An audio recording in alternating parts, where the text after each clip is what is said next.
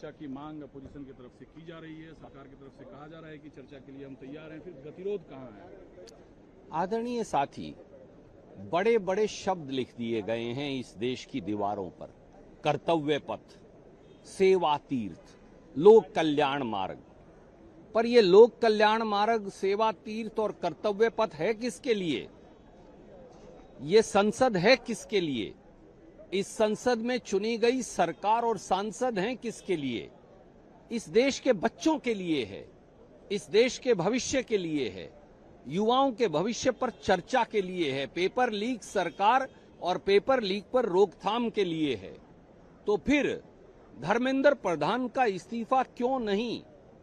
जिन बच्चों को आपने पैलेट गन से मारा, जिन युवाओं को आपने कील गड़ी लाठियों से मारा, जिन युवाओं को आपने अश्रु गैस और डंडों से मारा, जिन बेटियों को आपने दिल्ली पुलिस से थप्पड़ मरवाए, जिनके गुप्तांगों तक पर चोट पहुंचाई, क्या आपको वो दिखता नहीं है? क्या आप इतने अंधे हो गए हैं सत्ता के अहंकार में? तो इसलिए इस्तीफा लीजिए धर्मेंद्र प्रधान का, माफी मांगिए देश के युवाओं से और फिर सदन में चर्चा भी करिए। इंटरेस्टिंग इज कि धर्मेंद्र प्रधान खुद कह रहे हैं कि राहुल गांधी वेपन्स की तरह यूज कर रहे हैं स्टूडेंट और स्टूडेंट के इमोशन को। देखिए, जब सत्ता का अहंकार नशे का ड्रग्स बनकर सर पर बोले तो फिर अशिक्षित शिक्षा मंत्री यही कहेंगे।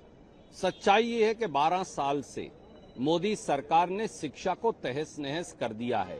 पहले श्रीमती स्मृति ईरानी और अब धर्मेंद्र प्रधान।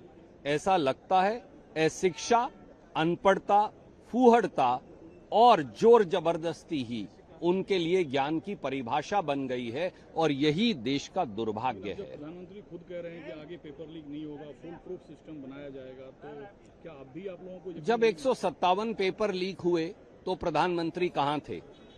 12 साल तो आपको ये सोचने में लगे कि पेपर लीक नहीं होना चाहिए, 1200 साल बाद आप रोक पाएंगे। ये देश के युवा इतना इंतजार नहीं कर सकते।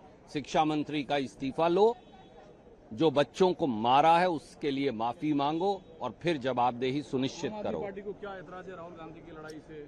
मैं सारे विपक्ष के और सत्ता पक्ष के मित्रों को कहूंगा कि ये लड़ाई राजनीतिक दलों की नहीं, ये लड़ाई भारत के भविष्य की है। इसलिए आपसी छीछा लेदर और बयानबाजी मत करें। भारत के भविष्य, भारत के युवाओं की बात करें जो राहुल गांधी कर रहे हैं।